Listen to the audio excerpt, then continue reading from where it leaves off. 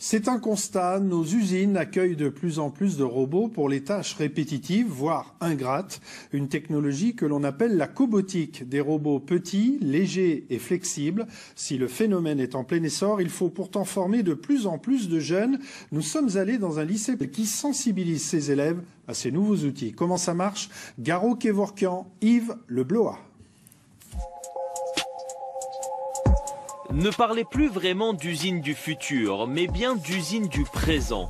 Des robots automatisés, connectés, au service d'une meilleure compétitivité. Si l'usine 4.0 a besoin de moins de bras, les cerveaux, eux, sont très recherchés.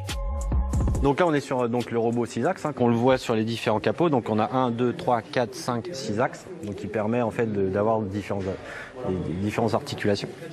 Dans ce lycée, les élèves en terminale sont spécialisés dans l'innovation technique et l'ingénierie.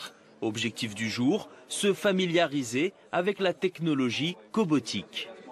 On entend souvent parler d'industrie 4.0 en entreprise du futur. Un cobo, c'est un système d'aide à la manutention. Donc dans la cobotique, vous allez retrouver les exosquelettes, vous allez retrouver des systèmes d'aide à la manutention par exemple, et les robots 6 axes. Pourquoi? Parce qu'en fait, un robot 6 axes, vous pouvez l'utiliser sans enceinte de sécurité.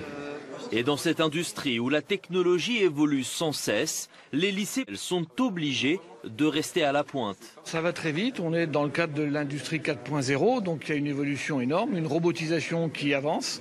Là, on est dans de la cobotique, dans la robotique collaborative. C'est une alternative à la robotique traditionnelle, donc c'est une solution qu'on va proposer sans problème.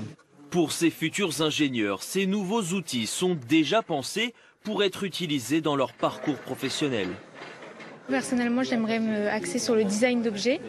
Donc je sais que pour tout ce qui sera création, etc., il y aura forcément de l'usinage.